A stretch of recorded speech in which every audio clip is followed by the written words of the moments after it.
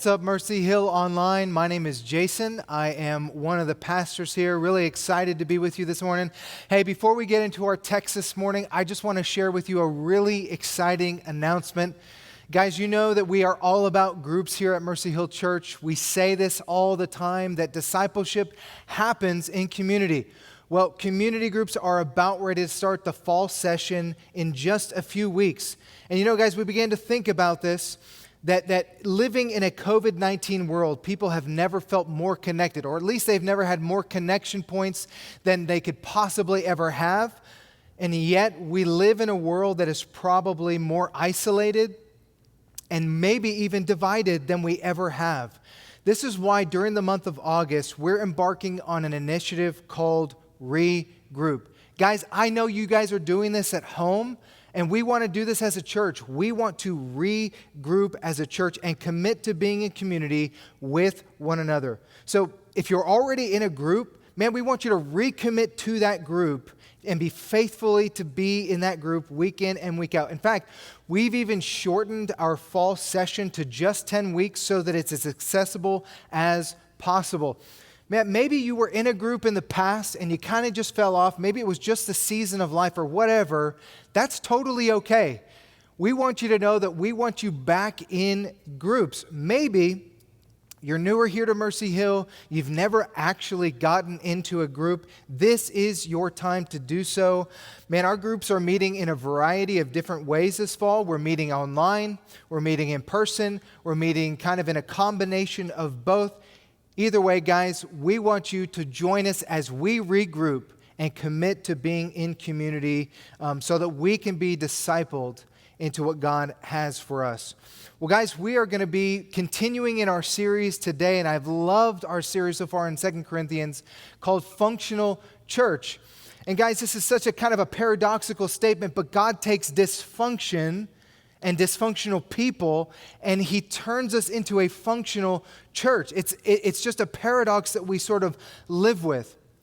I don't know if you guys have noticed this, but there's sort of this obsession with packaging. The day and age we live in, man, it feels a lot like the world is just obsessed with packaging. In fact, if you were to go right now to YouTube and you could type in unboxing videos, you're going to find literally hundreds and hundreds and hundreds of videos where people are not necessarily testing out a product, but they're just showing you what it would look like if you were to get the product and open it up. Man, they're telling you like, man, it smells like this and it feels like this and look at this tissue paper. And it's just incredibly mind-blowing that people would sit and watch. I mean, I've never done it before, but it's mind-blowing to me that we would spend time just kind of watching people open up packaging. And I think we could thank companies like Apple for this. You know, I think that, you can go and you can buy a used Apple product from a store, and it's just not the same. There's a reason why people have waited, from 2007, they used to camp out and wait in line for hours and hours and hours and hours. It was so that they could have the experience of unboxing the iPhone. I think we could thank Starbucks coffee for something like this. Starbucks is horrible coffee. Don't tell them I said that, but I think that it's not great coffee, and yet people go crazy to have that white cup with the green logo in their hand. At Christmas time, we go through the process of we want to go, drive through to get the hot cocoa so we can have the red cup. It's just the place that we're at as a culture is that we put a high emphasis on packaging. And I think that you guys even know this, that it kind of carries over into the way that the world or unbelievers kind of see Christians. I don't know, maybe you've heard somebody say, why should I believe in your God and what you say about your God? I mean, you don't even have all your stuff together. I mean, you get all your stuff together and then come and talk to me about your God. And the reality is here, the stinging truth to this is that it's not just the world that thinks this way. Sometimes it's us within the walls of the church that believe this way too. We sort of have this philosophy that creeps into our thinking. And I think that that's what Paul is dealing with the Corinthian Christians. They're kind of following this same line of thinking. If you go back up to read chapter 4, I don't have time to do it today, but if you were to go back up and to read chapter number 4, you'd kind of get this idea that the Corinthian Christians were actually rejecting Paul in an exchange for a repackaged type of gospel lifestyle, really. You know, Paul was not an impressive guy. I think that that's pretty common knowledge. You know, you go and you read through the Pauline epistles and you're going to find out he was poor, he was sick all the time, he seemed to always be in and out of like prison, and he was stoned and he was beaten. He was shipwrecked, he was stoned, he was bitten by a snake. I mean, Paul had a lot of stuff happen to him that kind of just makes you feel like, I don't think I would want Paul's life. In addition to that, Paul actually references the fact that he was not a super impressive person. He didn't have all the rhetoric down. He didn't have all the eloquence down, and that was just Paul. So here's what the Corinthians are kind of pitching to Paul. They're saying, hey, Paul, I mean, we want to get behind you, man. I mean, you were our first apostle. We appreciate, you, but got to tell you, there are some really impressive guys out there that are seeing some incredible results. But they're not experiencing the same trials and troubles that you're experiencing. And man, when you hear them speak, they are eloquent. They've got, they've just got it all down. And I think, Paul, if you just tweaked up your gospel a little bit, if you just tweaked up the packaging a little bit, I think we might be a little bit more fruitful, and we could actually buy into what you're after. And guys, Paul responds in a very Pauline way in chapter 4, where we're going to read verses 7 through 12. So let's read that together. He says, "But we have this treasure in jars of clay, to show that the surpassing power belongs to God and not to us. We are afflicted in every way, but not crushed. Perplexed, but not driven to despair. Persecuted, but not forsaken. Struck down, but not destroyed. Always carrying in the body the death of Jesus, so that the life of Jesus may also be manifested in our bodies. For we who live are always being given over to the death of Jesus' sake, so that the life of Jesus... So that the life of Jesus may also be manifested in our bodies. For we who live are always being given over to death for Jesus' sake, so that the life of Jesus also may be manifested in our mortal flesh. So, death is at work in us, but life in you." Paul's response, sure, they may have the packaging, but we have this treasure in jars of clay. I'm going to get to the treasure. I'm going to get to the jars of clay. But first, the big idea, kind of where we're going with today's sermon, is that as jars of clay, the gospel shines through our suffering. The gospel shines through our suffering. So let's talk for just a moment about what does he mean by this treasure in jars of clay. I believe if you were to go back and you were to study the first half of chapter number 4, you'd quickly come to realize that when Paul says this treasure, he's actually speaking about this encompassing power of the gospel. So treasure is the all-encompassing power of the gospel. It's the faith to believe and the grace to redeem. So what he's saying is, we have this all-encompassing power of the gospel, but we have it in jars of clay. See, clay jars or clay pots in the first century were about the most common kitchen container that you could possibly own. They were fragile, and really, once they were broken, man, they were actually thrown right back into the ground. They weren't even preserved. In fact, archaeologists today, if they dig up clay pots or clay jars, they really don't even count them as significant material. Here's another way to put it. Jars of clay were like the Tupperware of the day. So let's just stop for a second and literally sit in this for a moment. The Creator God intentionally breathed life into us. He turned the lights on our sin, on our deceit, on our lust, on our pride, on our arrogance, on our secrets, on our brokenness, on our limits, on our weaknesses. And here's what He said. He said, I see you,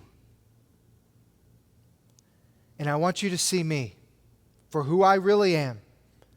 I know everything that you have done, and I know exactly what sin has done to you and in you, but I love you.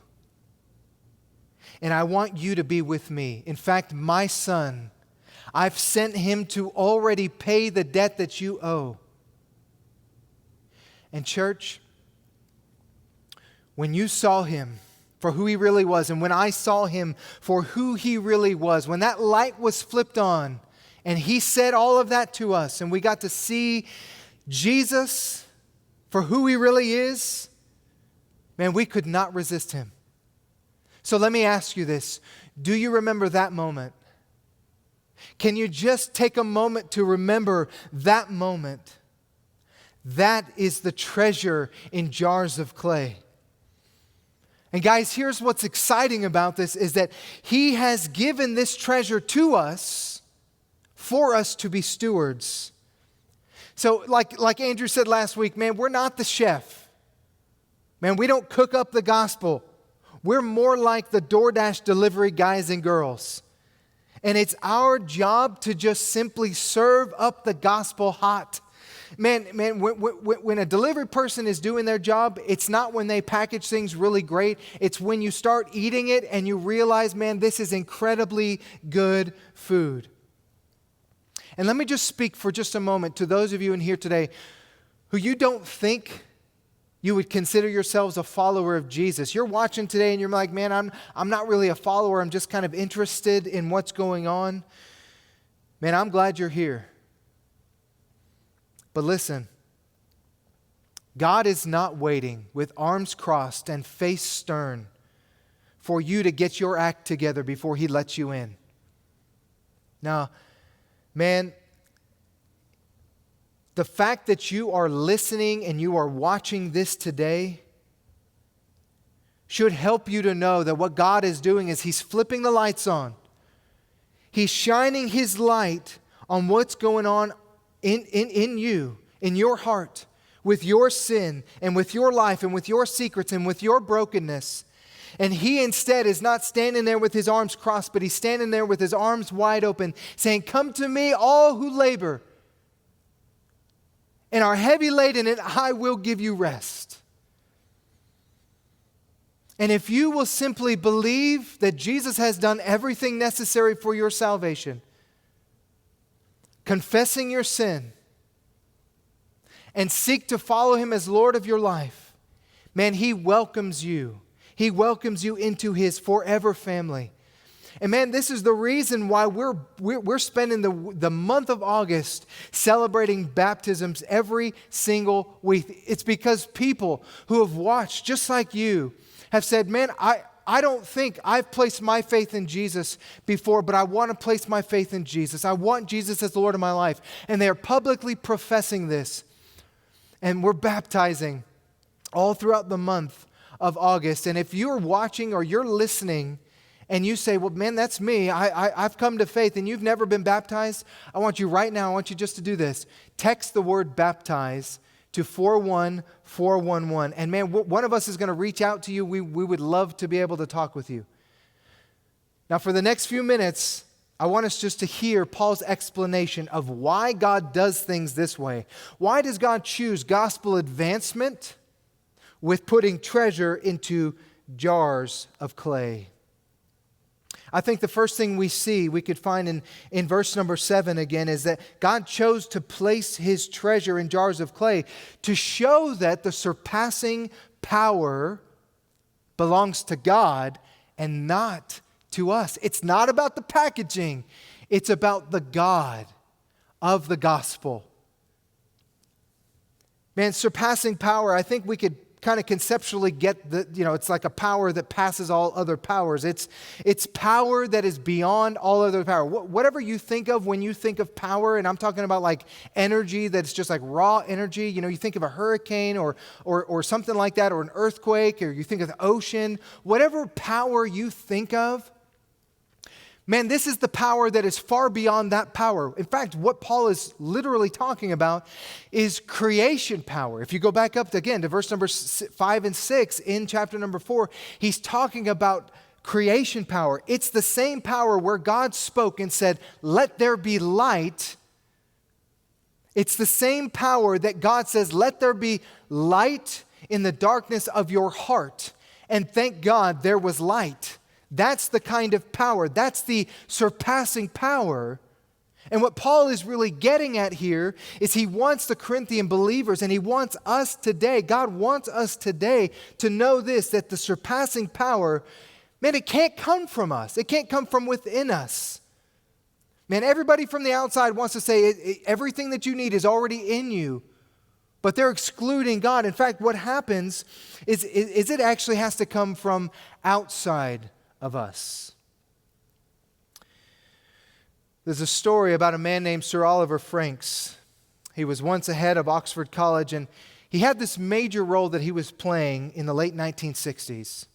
He was a British ambassador to the U.S., and as ambassador, he was in touch with the Prime Minister and the U.S. President, sometimes on a daily basis. And frequently, he needed to get important, sensitive, valuable information back and forth. So they had this diplomatic bag that they would put all of the contents in every single day. They would go back and forth from the UK to the US. He knew he couldn't use the phone because it was definitely going to be bugged. It was going to be tapped. But when something that was really top secret and really confidential and really urgent, and the only person that would know would be the receiver, what he would do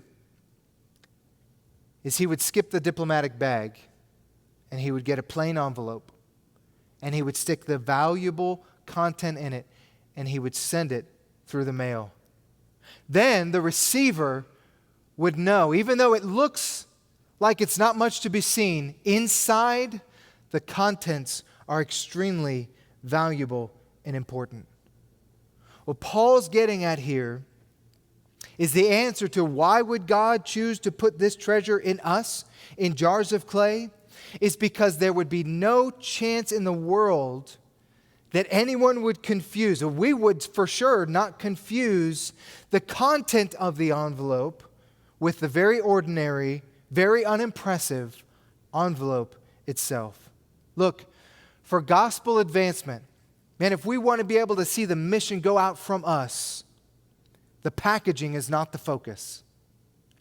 The focus is the pure, untainted content, the treasure of the gospel. And you know who's confounded by this? It's the gods of this world. Because honestly, they're pumping in everything that says that you have to be impressive in order for you to be important. The gods of this world, this is completely in the face of them. It's almost a laugh in the face of the gods of this world. I want you to think about this kind of in a modern day illustration. You know, when you think of the Marvel or comics or DC universe, you know, you think of someone like Captain America, you know, for instance. You know, Steve Rogers is portrayed as this really weak, really sickly, really kind of a sorry excuse for a man. He can't really make it into the army. And they pull him aside, and what do? They put a serum in him as an experiment to see if this could kind of create a super soldier. Well, they put the serum in, and you know they kind of pull the curtain back, so to speak, and he comes out of this casket-looking thing, and he's this, you know, incredibly indestructible person. Now, what's interesting about this is that nobody in those movies or in the story or in the comics, nobody goes back to the doctor. I can't even think of the doctor's name. Did he have a name? Nobody goes back to the doctor and celebrates his genius. No, all of the glory falls right on Captain America because he's the hero. I want you to imagine this for just a second. Imagine if after they performed the experiment on Steve Rogers, he came out looking the exact same as when he went in. Except for he had all of the abilities, all the strength, all the leadership that Captain America had. Now that would be something that people would wonder, how is this happening? This doesn't make any sense to us. Guys, let's never confuse this. Let's never confuse the fact that we're the envelope, but we're not the message. We're the clay jars. We're not the treasure. Our strengths and our insights and our determinations, our ingenuity, it's not going to bring one more lost person to Jesus. It's going to be the untainted gospel, the pure gospel that is preached and then put on display. The second thing I see in the text that reminds us of why God chose to place His treasure in jars of clay is because Jesus shines through our suffering. Jesus shines through our suffering. We read this already, the passage where Paul kind of breaks down the fact that he's perplexed and he's afflicted and he's driven, and he's persecuted and he's struck down, always carrying in his own body sort of the death of Jesus. He kind of speaks in this language. And the reality is, guys, especially I think in the 21st century, but we even see signs of this all the way back to the Corinthian Christians, we don't like to talk about suffering. We don't like to think that suffering is something that's just around the corner for all of us. But suffering is inevitable when you live in a broken world. And during the moment of your suffering, it always feels like death. Even for the Apostle Paul. If you go back to the first chapter, in fact, I'm going to read these verses for you. The first chapter in verses 8 and 9, and you kind of put these two together. He says, "For we do not want you to be unaware, brothers, of the affliction we experienced in Asia. We were so utterly burdened beyond our strength that we despaired of life itself. We wanted to die. Indeed, we felt that we had received the sentence of death. But that was to make us rely not on ourselves, but on God who raises the dead." Man, I do not know where you're at today, but I know this, that many of you throughout this lockdown season, throughout the COVID season, throughout all the racial tensions, the last 4 or 5 months, in fact, the entire year of 2020, I think it's safe to say this, that most of us are experiencing suffering. You're experiencing some form of suffering. And I think what the Apostle Paul is getting at here is so necessary for us all to hear.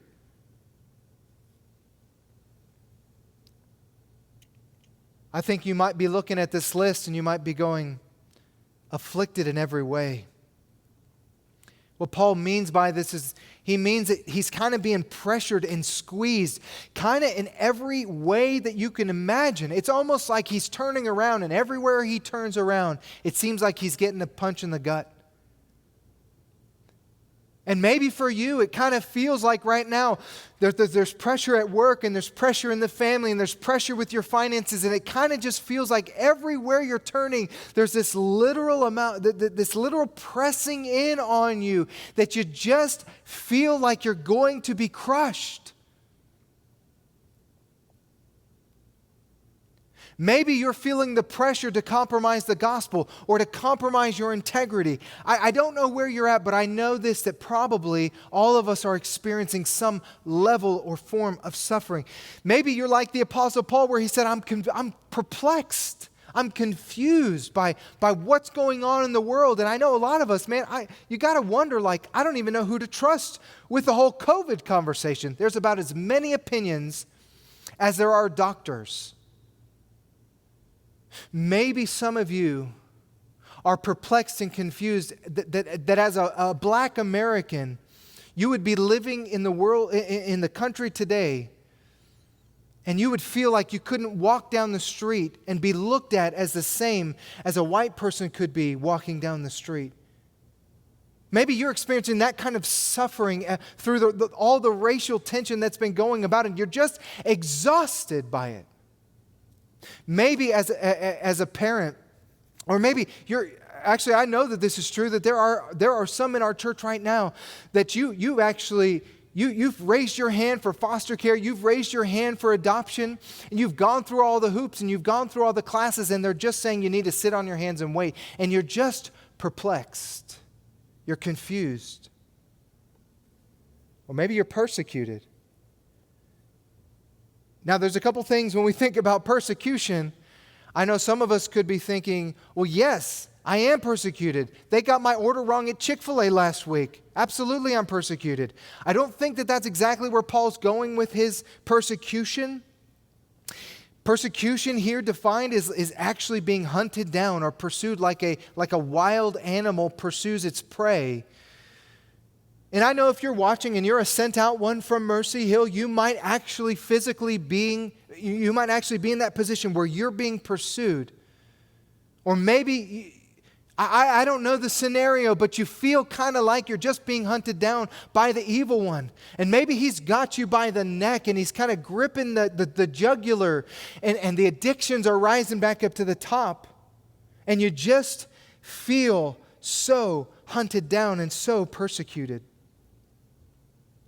And then he says, struck down, literally whacked with a weapon. Man, I don't know what kind of suffering you're experiencing, but I know the questions that we would be asking would be, God, why? God, why me? God, why this? Man, if you're right there in that situation, let me just tell you, you are in pretty good company. The Apostle Paul said, we even wondered if life was even worth it anymore. We can go through the list of the prophets who said, man, curse my birthday. God, just take me. I'm so done with the brokenness and the suffering and the hurt and the pain. But hold on. In hindsight, Paul writes this, and he was able to say, yes, I'm squeezed in every way, but I am not crushed. Yes, I'm confused, but I am not driven to despair. I'm hunted down, but I know my Father has not forsaken me.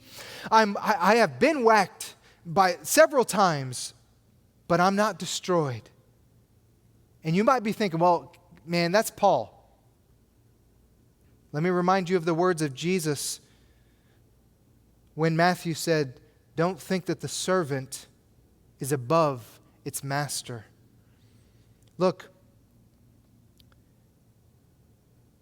this mentality is not just have thicker skin, just have a stiffer upper lip.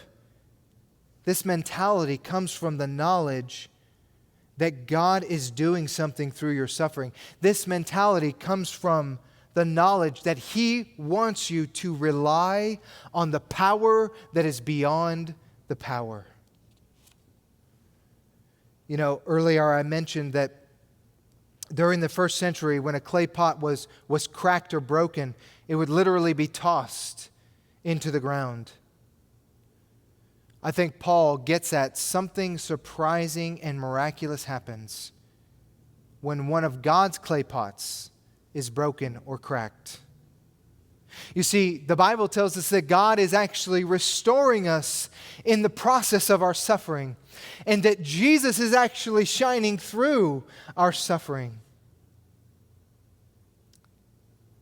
So let me leave us with a couple applications as we close. Endure suffering, embrace weakness, and press into the gospel. We don't ignore suffering and we don't embrace suffering, but it is inevitable. We know we were not meant to suffer. We know suffering is a cause of the fall. But as Paul tells Timothy, we must endure suffering and hardness as a soldier. Suffering prepares us for future hope. See, we have a hope that all things that are evil in the new heavens and in the new earth, they will be made untrue. They will be like a nightmare that you wake up from, this suffering and brokenness of this world. When we live in that new heavens and new earth, we'll look back at the suffering and pain of this world as it was some sort of a nightmare. But church, don't do it alone. You can't endure suffering alone. This is why we're making such an emphasis on community, to regroup. Secondly, embrace weakness. Guys, weakness is the way. Jesus taught us, and as apprentices of Jesus, we know weakness is the way. We don't cover up the fact that we all have weaknesses. In fact, Paul talks about boasting in our weaknesses, because boasting in our weaknesses actually makes God look strong. And boasting in our strength pushes God completely out of the picture. Lastly, press into the gospel. Press into the gospel. Guys, we all want to be received. We all want to be accepted. I think it's a part of our humanity that we would be tempted to compromise the gospel like so many of the Corinthian Christians were. But we can't compromise the gospel and throw out what is true in hopes that people become Christians and followers of Jesus. Think about this. What kind of a Christian is made from a compromised gospel? Church, let's not forget that the treasure is actually in the undiluted message of the gospel. It's not in the packaging. That inadequacy, that weakness that you feel in yourself is so that the world will see Jesus through you. So in closing, let me just share the last part of chapter number 4 that Paul says, so we do not lose heart. Even though our outer self is wasting away, our inner self is being renewed day by day. For this light momentary affliction is preparing for us an eternal weight of glory beyond all comparison, as we look not to the things that are seen, but to the things that are unseen. For the things that are seen are transient, but the things that are unseen are eternal.